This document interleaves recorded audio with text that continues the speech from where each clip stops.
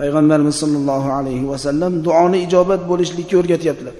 Faqaddim bayna yaday du'aaka sana'an ala robbik wasifhu kama wasafa nafsahu wasabbihu tasbihan va tahmidan va tahlilan. O'rgatyaptilar Payg'ambarimiz sollallohu alayhi vasallam Salmon Farsi radhiyallohu anhu ga duoyini avvaliga duo qilishlikdan avval Allohga hamd ayt. Alhamdulillah de. Va Alloh o'zi Qur'onda o'zini sifatlagandek Allohni sifatla.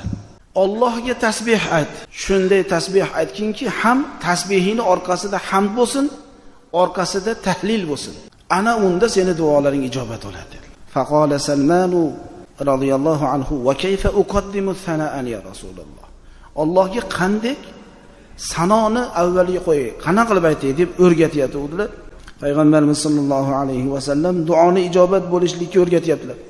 Taqra'u Fatihatal kitabi thalathan fa innaha sana'ulloh.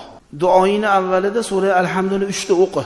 Sura Alhamduni 3 marotaba o'qib turib duo qil. Duoying ijobat bo'ladi. Shu sura Alhamdu Allohga hamd aytishlikni o'z ichiga oladi. Ikkinchisi qanday Allohni sifatlayman dedilar. Taqra'u suratas Samad thalathan fa innaha sifatulloh va safa biha nafsuhu.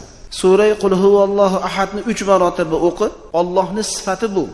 Alloh o'zini shu sura Ixlos bilan o'zini sifatini sifatlagan.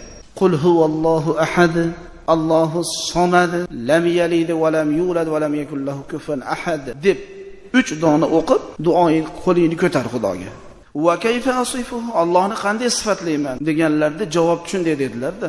Endi so'radilar, Allohga qanday tasbih aytay? Qaysi tasbihni aytsam duoyim ijobat bo'ladi deganlarda, hozirgi o'qigan tasbihni o'rgatdilarki, qul subhanallohi valhamdulillahi va la ilaha illalloh vallohu akbar va la havla va la quvvata illa billahil aliyyil azim. Thumma tas'al hajatak. Keyin hojatingni so'ra.